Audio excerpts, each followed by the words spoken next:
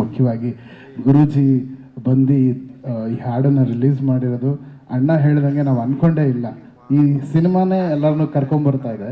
And ಈ ಹಾಡೇ ನೋಡಿ ನಾವು ಯೋಚನೆ ಮಾಡಿಲ್ಲ, ಇಷ್ಟು ದೊಡ್ಡ ಗುರೂಜಿ ಇಂಡಿಯಾನ ಒಂದು ಶಕ್ತಿ ಇವರು, ಆ ಭಾರತ ದೇಶದ ಒಂದು ಶಕ್ತಿ ಬಂದು ಈ ವೇದಿಕೆ ಮೇಲೆ ನಮ್ಮ ಕನ್ನಡ ಹಾಡನ್ನ ರಿಲೀಸ್ ಮಾಡೋದು ನಾವು ಭಗವಂತನ ಕಂಪ್ಲೀಟ್ ಆಶೀರ್ವಾದ ಅಂತ ಅನ್ಬೋದು. ಥ್ಯಾಂಕ್ ಯು ಸೋ ಮಚ್ ಗುರುಜಿ, ಬಹುತ್ ಧನ್ಯವಾದ ಗುರುಜಿ, ಥ್ಯಾಂಕ್ ಯು.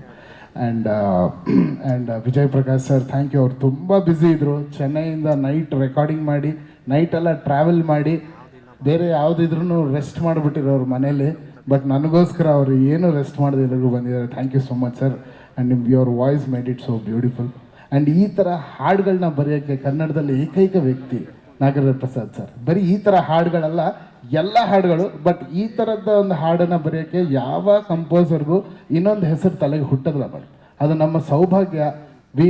ನಾಗೇಂದ್ರ ಪ್ರಸಾದ್ ಅವರು ಕರ್ನಾಟಕದಲ್ಲಿ ಹುಟ್ಟಿರೋದು, ಅವ್ರಿಗೆ ಕನ್ನಡದ ಮೇಲಿರೋಂಥ ಹೆಮ್ಮೆ, ಕನ್ನಡ ಸಾಹಿತ್ಯ ಮೇಲಿರೋಂಥ ರೆಸ್ಪೆಕ್ಟು, ಅವರಿಂದ ತುಂಬ ಕಲಿತಾನೆ ಇರ್ತೀನಿ. ನನ್ನ ಹಾಡುಗಳಿಗೆ ಬಹುತೇಕ ಶಕ್ತಿ ನೀಡಿರೋದು ಅಣ್ಣ ನಾಗೇಂದ್ರ ಪ್ರಸಾದ್ ಅಣ್ಣ. ಥ್ಯಾಂಕ್ ಯು ಸೋ ಮಚ್ ಅಣ್ಣ.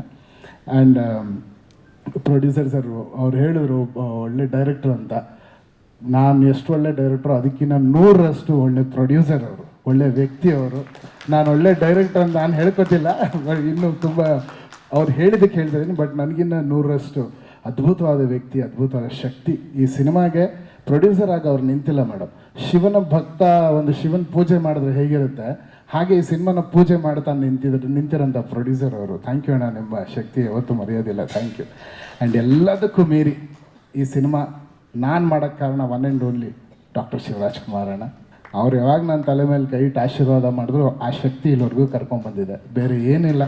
ಅಣ್ಣ ಇವತ್ತು ಲಾಸ್ಟ್ ಮೂಮೆಂಟಲ್ಲಿ ಅಣ್ಣ ಒಂದು ಪಂಚೆ, ನನಗೆ ಐಡಿಯಾನೇ ಇಲ್ಲ, ಒಂದು ಪಂಚೆ ಶರ್ಟ್ ಉಟ್ಕೊಂಡು ಬರ್ತೀರಣ್ಣ, ಡೆಫಿನೆಟ್ಲಿ ಎಲ್ಲಿ ಬರಲಿ ಅಂತ. ಇಷ್ಟು ದೊಡ್ಡ ಸೂಪರ್ ಸ್ಟಾರು ಕಾರಿಂದ ಹೇಳಿದ್ರು, ಅಣ್ಣ ಒಂದು ರೂಮ್ ಬುಕ್ ಮಾಡ್ಬಿಡ್ತೀನಿ, ಒಂದೇ ನಿಮಿಷ ಅಣ್ಣ ರೂಮ್ ಇದೆ ಅಂದರೆ, ರೂಮಲ್ಲ ಬೇಡಮ್ಮ, ಇಲ್ಲಿ ಏನಿದೆ ಇದೆ ಅದೇ ಡೋರ್ ಓಪನ್ ಮಾಡಿಸೋ, ಅಲ್ಲ ಚೇಂಜ್ ಮಾಡ್ತೀನಿ. ಇದು ಯಾರು ಇದ್ದಾರೆ ಮೇಡಮ್ ಈ ಥರ ಇಂಡಿಯಾದಲ್ಲಿ ಅಂತ ನನಗೆ ಗೊತ್ತಿಲ್ಲ. ಶಿವಣ್ಣ, ನೀವು ಇರೋ ಟೈಮಲ್ಲಿ ನಾವು ಬದುಕಿರೋದು ನಮ್ಮ ಸೌಭಾಗ್ಯ ಅಣ್ಣ. ನೀವು ಉಸಿರಾಡೋ ಗಾಳಿನ ಉಸಿರಾಡ್ತಾ ಇರೋದು ನಮ್ಮ ಸೌಭಾಗ್ಯ. ಅಣ್ಣವ್ರನ್ನ ನಾನು ನೋಡೋಕ್ಕಾಗಿಲ್ಲ, ಬಟ್ ಅಣ್ಣವರ ಪ್ರತಿ ರೂಪ ದಿನ ನಾನು ಶಿವಣ್ಣನಲ್ಲಿ ನೋಡ್ತೀನಿ. Thank you so much for being ಅಣ್ಣ. ಆ್ಯಂಡ್ ಈ ಸಿನಿಮಾ ಇನ್ನೂ ಭಾಳಷ್ಟು ಸರ್ಪ್ರೈಸಸ್ ಇದೆ, ಮಾಡ್ತಾ ಹೋಗ್ತೀವಿ. ಮ್ಯೂಸಿಕ್ ಅಂತ ಬಂದಾಗ ನನ್ನ ಸಿನಿಮಾಗೆ ಎಷ್ಟು ಮಾಡಿದ್ರೂ ನನಗೆ ಸಮಾಧಾನನೇ ಆಗ್ತಾ ಇಲ್ಲ. ಬಟ್ ಮ್ಯಾಕ್ಸಿಮಮ್ ಟ್ರೈ ಮಾಡಿ ಡೂಯಿಂಗ್ ಇಟ್. ಇನ್ನೊಂದು ಅದ್ಭುತವಾದ ಒಂದು ವಿಷಯನ ಆದಷ್ಟು ಬೇಗ ತಿಳಿಸ್ತೀವಿ, ಒಂದು ಸರ್ಪ್ರೈಸ್ ಇದೆ. ಎಜಿ ಸರ್, ಅದನ್ನೇ ಕೇಳಬೇಕು ಅಂತಿದ್ದೆ ನಾನು. ನಿರ್ದೇಶಕರಾಗಿ ಮೊದಲ ಸಿನಿಮಾ, ಸಂಗೀತ ನಿರ್ದೇಶಕ ಆಗುವಾಗ ಎಲ್ರಿಗೂ ಒಂದಿರುತ್ತೆ ಎಕ್ಸ್ಟ್ರಾ ಕಣ್ಣು, ಈ ಸಿನಿಮಾದ ಹಾಡುಗಳು ಹೇಗಿರ್ಬೋದು ಅಂತ. ಸೊ ಆ ಪ್ರೆಷರ್ ಏನಾದರೂ ಇತ್ತಾ, ಅಥವಾ ಈ ಸಿನಿಮಾ ಡೈರೆಕ್ಟರ್ ನಾನಲ್ಲ ಅಂತ ಮ್ಯೂಸಿಕ್ ಡೈರೆಕ್ಷನ್ ಮಾಡಿದ್ದ ಆ ಜರ್ನಿ ಬಗ್ಗೆ ಒಂದು? ಇಲ್ಲ ಮೇಡಮ್, ನಿಜ ಟು ಬಿ ವೆರಿ ಫ್ರ್ಯಾಂಕ್, ಡೈರೆಕ್ಟರ್ನ ಮಿಸ್ ಮಾಡ್ತೀನಿ ನಾನು. ಒಂದು ಸಾಂಗ್ ಮಾಡಬೇಕಾದ್ರೆ ಒಬ್ಬರು ಡೈರೆಕ್ಟರ್ ನಮ್ಮ ಜೊತೆ ಇರ್ತಾರಲ್ಲ, ಅವ್ರು ಎಷ್ಟು ಮಹತ್ವ ಅನ್ನೋದು ಈ ಸಿನಿಮಾಲ್ಲಿ ನನಗೆ ಗೊತ್ತಾಗುತ್ತೆ.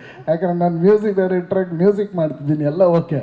ನನ್ನನ್ನು ಮಾಡಿಸ್ತಾ ಇದ್ದಿದ್ದು ಡೈರೆಕ್ಟ್ರುಗಳು ಪಕ್ಕದಲ್ಲಿ ಕೂತಿ, ಅವ್ರುಗಳು ಏನೋ ಒಂದು ಮಾಡೋರು. ಅಣ್ಣ ಹೇಳಿದ್ರು ಈ ವರ್ಷದ ಸೂಪರ್ ಹಿಟ್ ಸಾಂಗ್ ಅಂತ, ಅದು ಖಂಡಿತವಲ್ಲೂ ನಮ್ಮ ಶ್ರೀನಿವಾಸ್ ರಾಜು ಅವ್ರ ಹಿಂದೆ ಕೂತಿಲ್ಲ ಅಂದರೆ ನನಗೆ ತಲೆ ಓಡ್ತಾ ಇರಲಿಲ್ಲೇನೋ ಅನ್ನೋದು ಇವಾಗ ನನಗೆ ಗೊತ್ತಾಗ್ತದೆ. ಯಾಕಂದರೆ ನನಗೆ ಫುಲ್ ಫ್ರೀಡಮ್ ಇದೆ, ಏನು ಬೇಕಾದ್ರೂ ಮಾಡ್ಬೋದು, ಎಲ್ಲ ಮಾಡ್ಬೋದಲ್ಲ ಅಂತ ಕೂತ್ಕೊಂಡ್ರೆ ಏನು ಮಾಡಬೇಕು ಅನ್ನೋದು ಗೊತ್ತಾಗಲ್ಲ. ಬಟ್ ಖಂಡಿತವಲ್ಲೂ ಒಂದು ಒಳ್ಳೆ ಮ್ಯೂಸಿಕ್ ಅಂತೂ ಖಂಡಿತವಲ್ಲೂ ಫಿಲ್ಮಲ್ಲಿ ನೀವು ಎಕ್ಸ್ಪೆಕ್ಟ್ ಮಾಡ್ಬೋದು. ತುಂಬ ಡಿಫ್ರೆಂಟ್ ಆಗಿರುತ್ತೆ, ಬ್ಯಾಕ್ಗ್ರೌಂಡ್ ಸ್ಕೋರ್ ಆಗಲಿ. ಆ್ಯಂಡ್ ಸಾಂಗ್ಸ್ ಹತ್ರ ಈ ಸಿನಿಮಾದಲ್ಲಿ ಸ್ವಲ್ಪ ಕಮ್ಮಿ ಸಾಂಗ್ಸ್ ಇದೆ, ಸ್ಕ್ರಿಪ್ಟು ಸಾಂಗ್ಸ್ನ ಕೇಳ್ತಿರ್ಲಿಲ್ಲ. This song is a background song ಫಿಲ್ಮಲ್ಲಿ. ಇನ್ನೊಂದು ಒಳ್ಳೆ ಮೆಲಡಿ ಸಾಂಗ್ ಇದೆ, ಒಂದು ಅದ್ಭುತವಾದ ಒಂದು ಪ್ರಮೋಷನಲ್ ಸಾಂಗ್ ಮಾಡ್ತೀವಿ, that will be for the masses.